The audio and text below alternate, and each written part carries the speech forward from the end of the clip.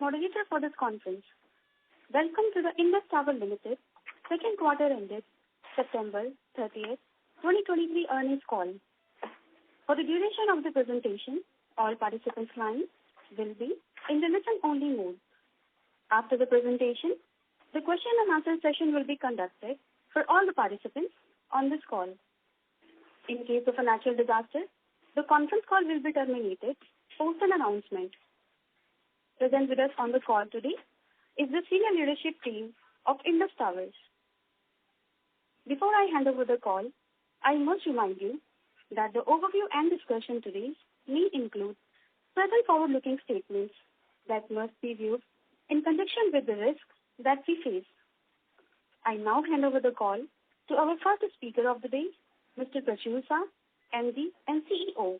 Thank you, and over to you, Mr. Shah. Thank you, and a very warm welcome to all participants. Joining me today are my colleagues, Mr. Vikas Poddar, CFO, Mr. Tejinder Kalra, COO, and Mr. Dheeraj Agarwal, Head Investor Relations, on the call.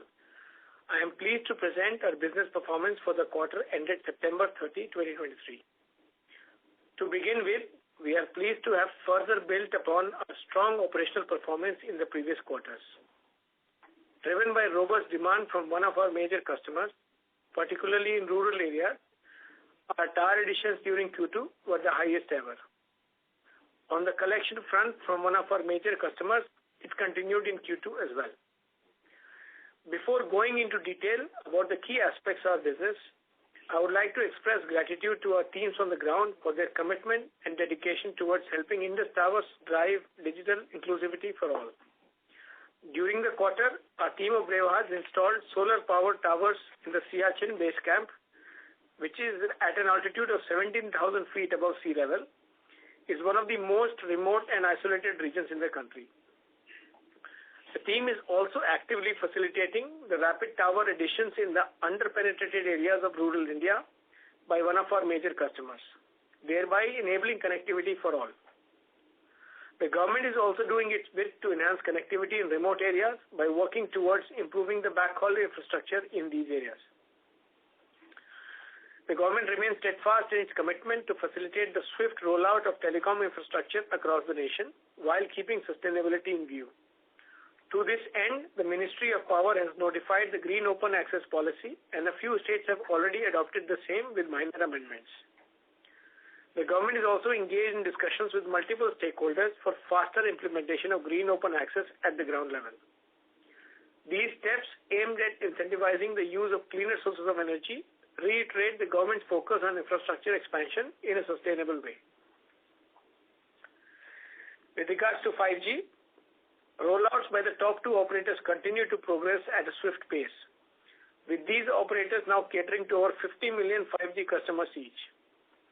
The total number of 5G based on transceiver stations or BTS deployed stands at almost 340,000, with more than 7,000 BTSs being deployed. Our loading revenues have continued to increase in lieu of this accelerated deployment of our sites. As the network matures, we expect the demand for new sites to increase in order to aid the network decongestion. That bodes well for us given our leadership position in the passive infrastructure space. Statistics mentioned in the Ericsson Mobility Report reaffirm the growth potential of 5G. As per the report, global 5G subscriptions grew by 175 million in the June quarter compared to the 125 million additions in the March quarter, and have reached almost 1.3 billion. The 5 billion mark is expected to be reached by end of 2028, with 5G subscriptions in India is also expected to reach 700 million by the same time. Also, the emergence of use cases of 5G, such as launch of fixed wireless access or FWA by major operators, will also drive the data consumption, which will need infrastructure. The data consumption story in the country continues to play out well, underpinned by continued migration of users from 2G to 4G and the swift adoption of 5G. The total data consumption across the top three operators grew by 24% year-on-year in the June quarter, and the average data consumed per user per month grew by 15% year-on-year to 22.4 GB in the same period. We firmly believe that the burgeoning data consumption in conjunction with the rapid uptake of 5G will provide a boost to the demand for passive infrastructure. Being the largest passive infrastructure player in the country, we remain well placed to address the demand. Moving on to the operational performance for Q2. As highlighted earlier, we have surpassed a record tower additions reported in Q1. We managed to achieve this despite the harsh weather conditions usually witnessed during this time of the year. Driven by continued strong demand from one of our customers, we added 5,928 macro towers and 5,583 corresponding co-locations. Total macro towers and co-locations at the end of Q2 stood at 2,04,212 and 3,53,462 respectively, which represents a significant milestone for Indus when we crossed 200,000 macro towers, each growing by 8.7% and 4.5% on year-on-year basis. Our industry-leading tenancy ratio stands at 1.73. Addition of co-locations on linear towers 789 in Q2, and the overall base increased to 8,643 co-locations. Including linear towers, our net co-location additions were at 6,372 in Q2 as against 5,984 in Q1. Next, I would like to bring you up to speed on the progress we have made on our 4 key strategic points, namely market share, cost efficiency, network uptime, and sustainability. Firstly, on market share, we are pleased to see that the digital interventions undertaken across our value chain, coupled with organizational changes to ensure a faster time to market to bear fruit for us. We have further strengthened our partner ecosystem and simplified our internal processes to smoothen the workflow. The run rate of our quarterly tenancy additions has nearly doubled on a year-on-year basis, thereby helping us increase our share in the business of our major customer. We expect the rural expansion of our major customer to continue in the near term, which augurs well for us as we possess the capabilities to match our customers stride for stride in its rollouts. Secondly, on cost efficiency, we continue to take steps towards optimizing both operating and capital expenses. We have been consistently reducing our diesel consumption and recorded an 8% year-on-year reduction in Q2. Please note that such a significant reduction was achieved despite an increase in overall energy load from the addition of new sites and 5G equipment. During the quarter, we were especially pleased to have signed an agreement with IOC Finergy to deploy clean energy systems. We have agreed to deploy 300 zero-emission energy systems based on aluminum air technology to optimize diesel consumption at our telecom tower sites. We also added more than 2,200 solar sites during the quarter and continued to convert tower sites from indoor to outdoor, which aided the overall energy cost optimization. Our sharp focus on reducing the rental cost per tower through negotiation, site selection, and product selection to minimize footprint has also yielded positive results.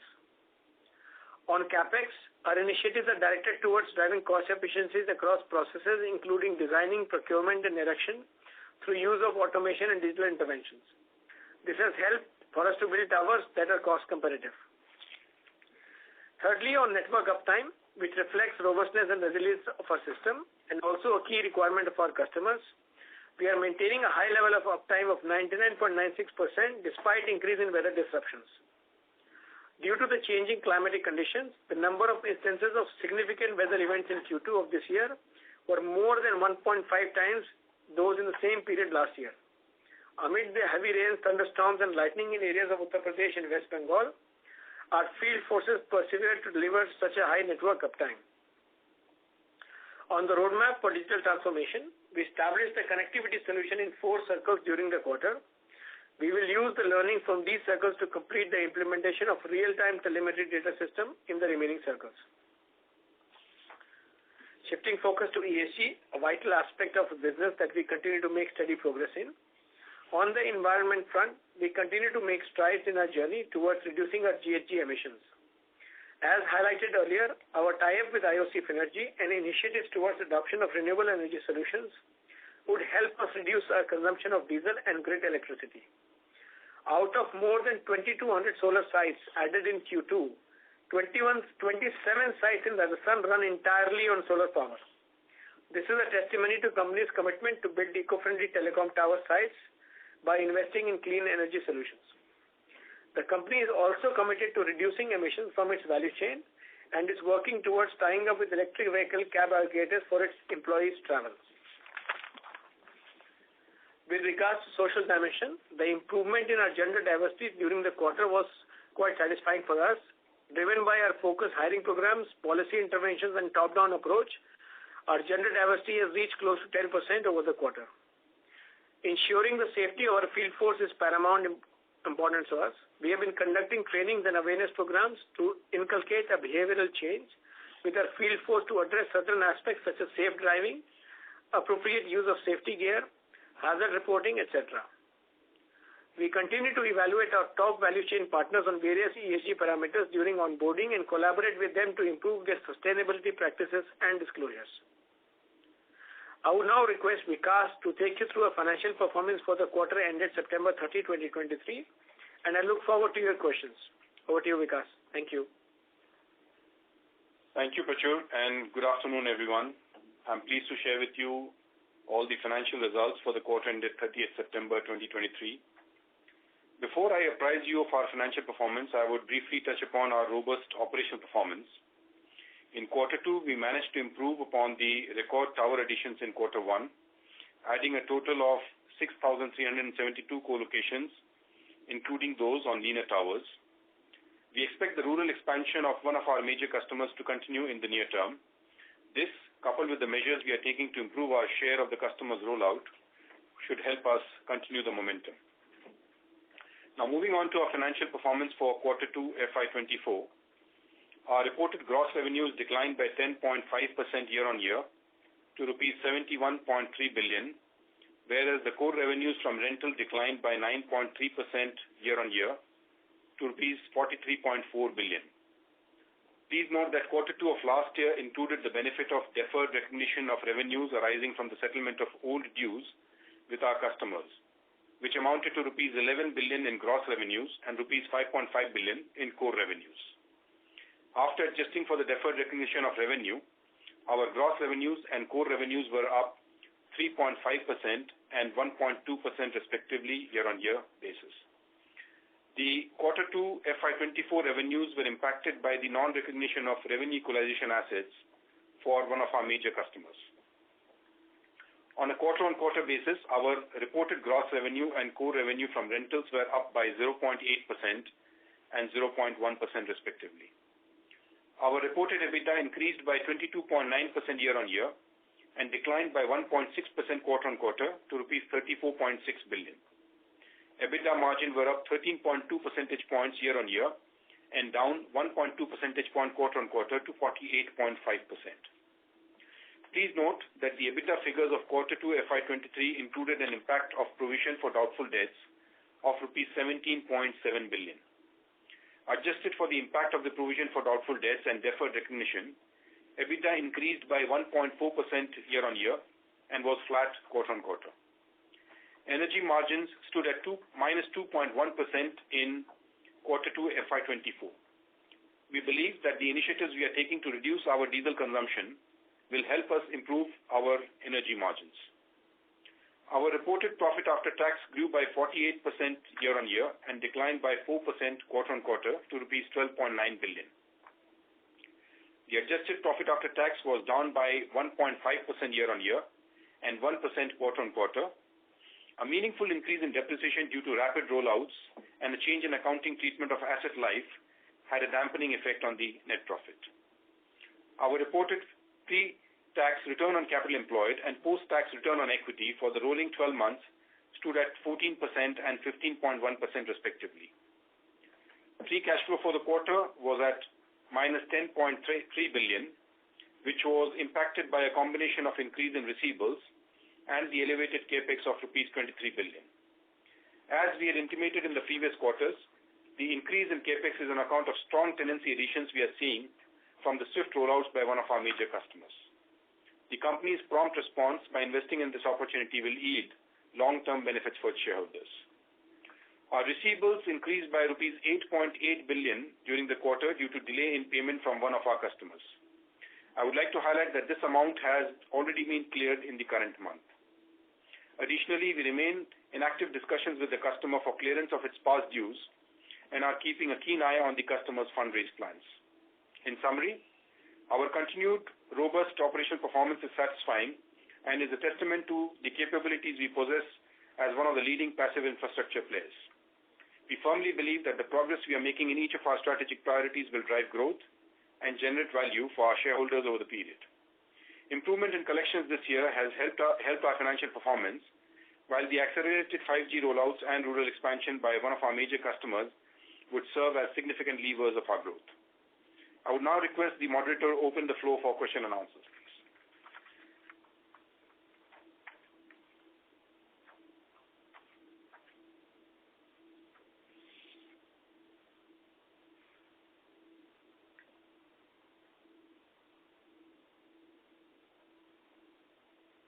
Thank you very much, sir. We will now begin the question and answer interactive session for all the participants who are connected to audio conference service from Airtel. Due to time constraints, we would request if you could limit the number of questions to 2 to enable more participation. Hence, management will take only 2 questions per participant to ensure maximum participation. Participants who wish to ask questions may please press *1 on their touchtone enabled telephone keypad. On pressing *1, participants will get a chance to present their question on first-in-line basis.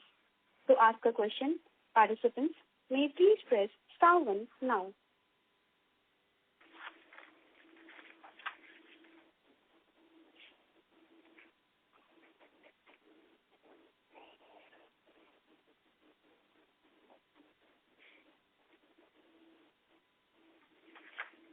First question comes from Mr. Vivekanand Subramaniam from Mumbai.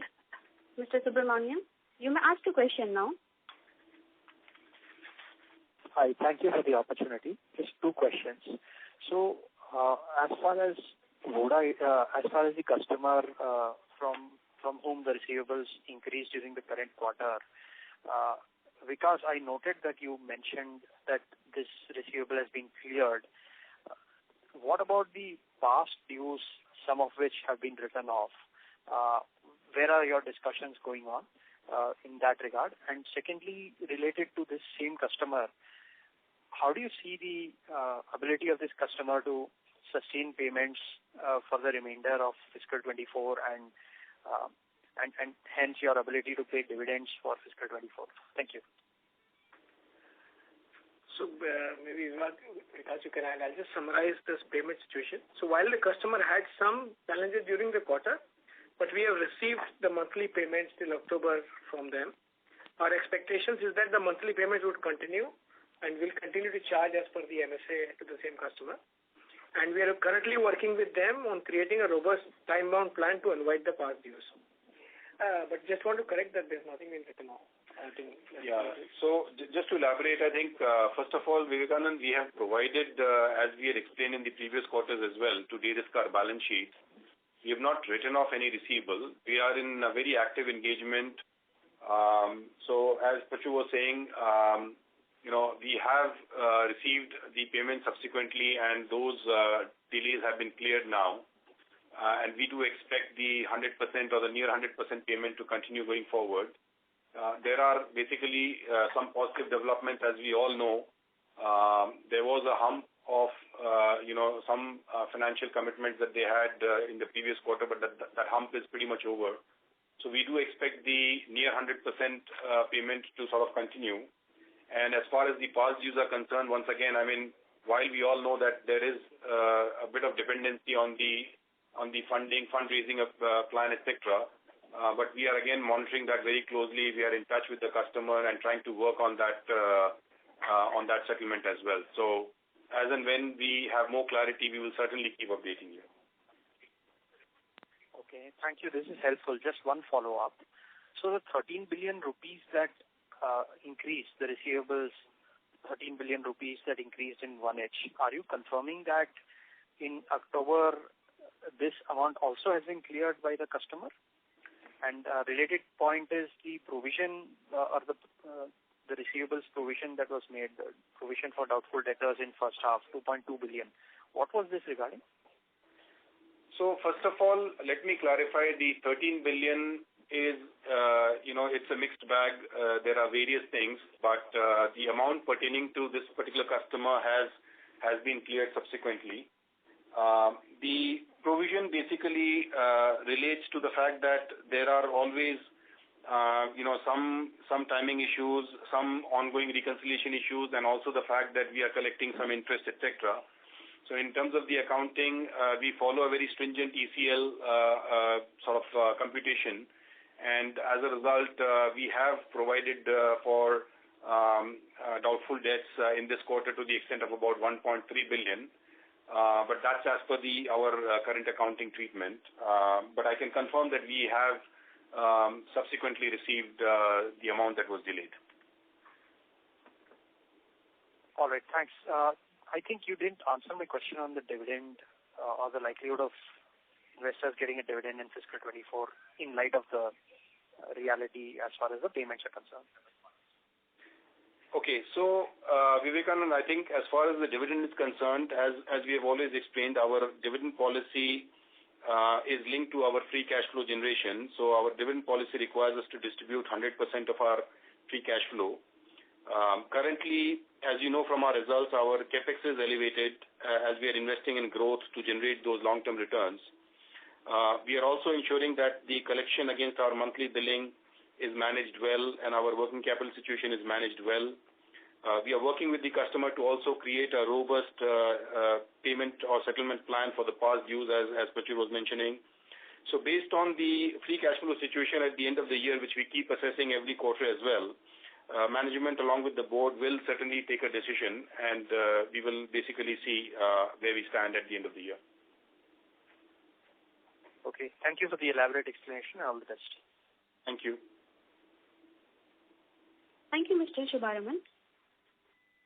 Participants who wish to ask questions may please press star 1 on their touchtone enabled telephone keypad.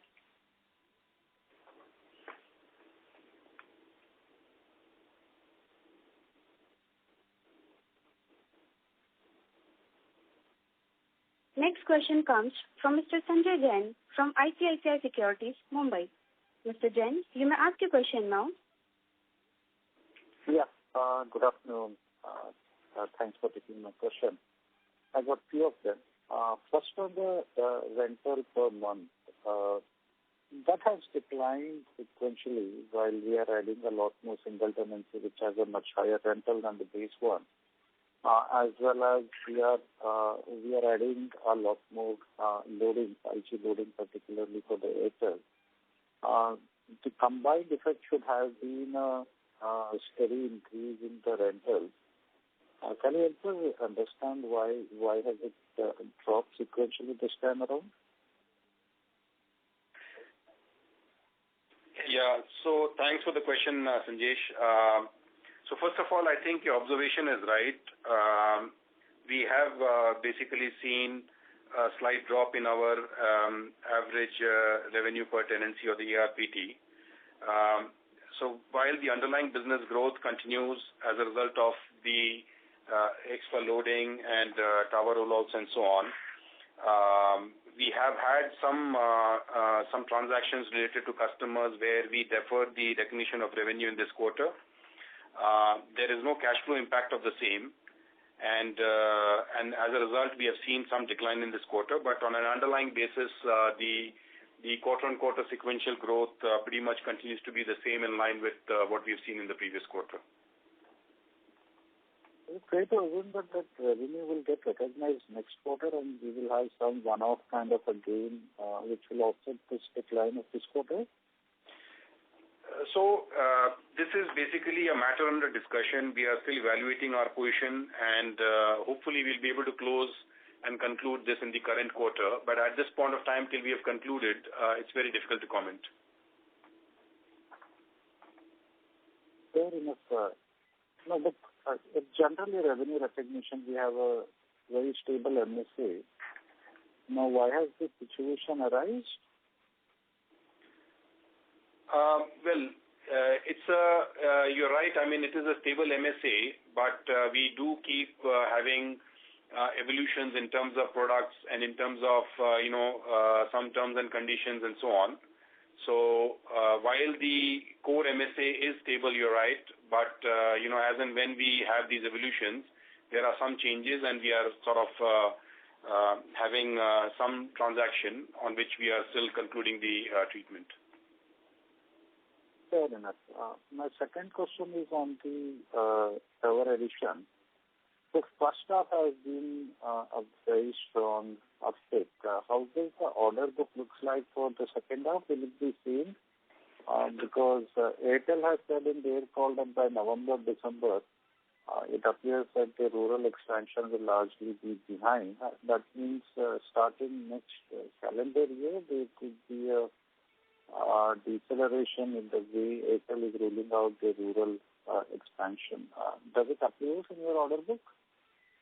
So, Sanjesh, in the near term, our order books looks quite healthy. I'm expecting similar sort of rollouts, probably slightly higher than this current quarter in the next couple of quarters. So in the near term, I don't see the order book reducing. If there's any change, we'll let you know. But as of now, the order book remains quite strong in the near term. Got it. The next question is on the lean towers. Now that optic looks much lower than probably what we have anticipated, expected. I get that telcos are more focused today on the macro expansion and lean tower expansion will play a role more when they are looking at expanding the capacity or infill sites? Yes, Sanjesh, to be honest, I think, yes, there has been a mixed change compared to last year. So I think, but as you said, I think the situation would keep evolving as we go. So I think this quarter was much stronger on macro compared to lean. But the things may evolve as we go forward, but that's a fair observation. But any more insight why the lean has not been? Because this has been one of the asks by the operators in terms of the infill sites, micro sites, or but the offtake looks much below expectation. Sanjay, this is Tejinder. So, typically the lean sites the customers are using as infill or wherever there are any coverage gaps in the urban areas and so on. And depending upon how the operator wants to either go for rural geographic coverage or capacity build in some of the urban areas, this mix continues to change and evolve. So we are obviously currently building up as the customer demands us to build sites and wherever they want to focus first. So this mix will keep on shifting to that order. But we don't see from an order book perspective a big scale down in the demand of either kind of sites. It's just that the rollouts keep getting shifted depending upon where the operator wants to focus, in a particular quarter. Got it. One last bookkeeping question. Because you mentioned that there has been some change in the useful life of asset and which has increased the depreciation and amortization number. Which of these assets are more to do with the batteries, DigiSet? Where are we seeing this acceleration or a change in the useful life? Sorry, Sanjesh, could you just repeat the last line? I didn't get the last line clearly. So, which are the assets where we have done a change in useful life? It is more to do with the battery, DigiSet. Oh, yeah, got it. So basically, this is, again, the annual review process that we have to assess the useful life. And as part of the process, we have assessed the useful life of all the power equipment. So that includes the battery, the rectifier modules, and all the other power equipment. And that basically has resulted in a change from 10 to 8 years. So that has created some one-time impact in depreciation. So that's the change that has happened. Got it. That is good. Yeah. But I just want to highlight that it's a non-cash because it's basically a change in the useful life. So it's a non-cash impacting item. No, but my thing was that now that the EV availability in India has improved, that should have actually positive impact because the DigiSet or battery, the life is more on the cycle they run, and the cycle would have come down, and so the useful life would have gone up. But reduction is quite contradictory. No, that's a fair point. The thing is, when we do this reassessment, we look at the data points, and we have certainly considered the data for the last 12 months in terms of what is the replacement cycle, etc. There is a fair obsolescence that we have noticed despite the EB situation improving. I think 8 years is not really out of norm. It's pretty much the norm if you look at other industries as well when it comes to DGs or other power equipment. So I think the 10 years was probably a bit different from the reality. So we have sort of readjusted now. Got it. Clear. Thanks for that answers, and best of luck for the coming quarters.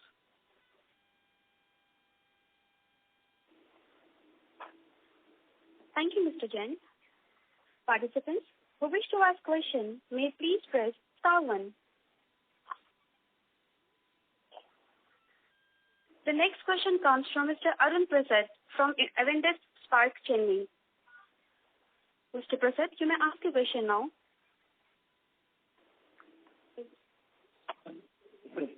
Thanks. My questions are answered. Thank you very much.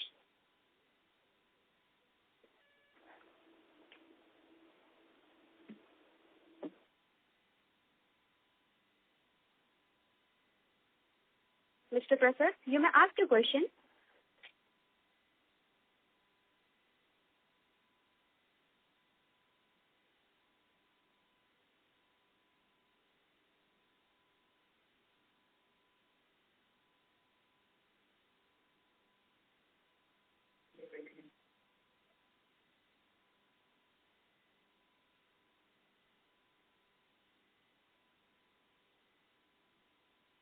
The next question comes from Mr. Sanket Bahati from Greece Holdings, Mumbai.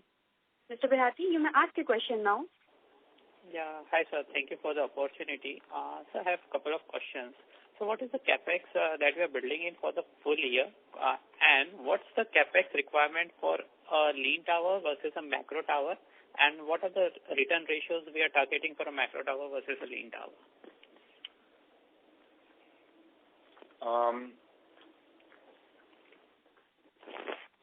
Thank you for the question, Sanket.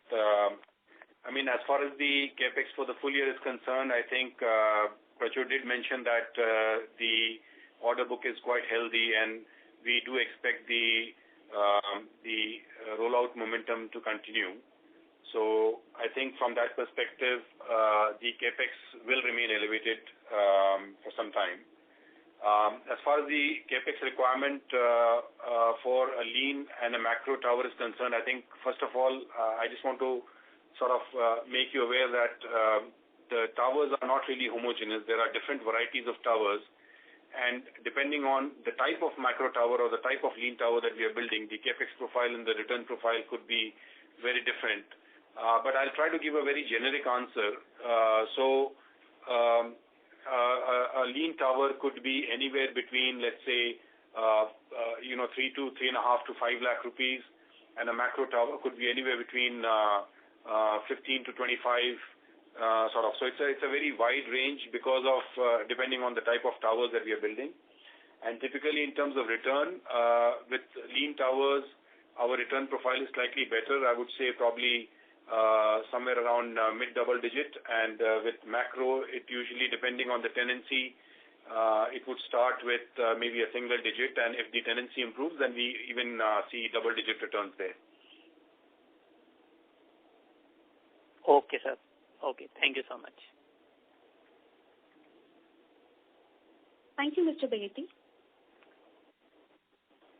At this moment, I would like to hand over the call proceedings to Mr. Prachur Sir for the final remarks. Thank you. To sum up, we are pleased to have maintained the stronger tower addition momentum in Q2 as well. We expect the accelerated rural expansion of one of our major customers to continue in the near term, which, coupled with the 5G rollouts, augur well for us given our leadership position in the passive infrastructure space. We endeavor to ride this growth journey in a sustainable way and create value for all our stakeholders, including shareholders, customers, and partners. I wish to thank you all for joining this call. Have a good day. Ladies and gentlemen, this concludes the conference call. You may now disconnect your lines. Thank you for connecting to audio conference service from Airtel and have a pleasant evening.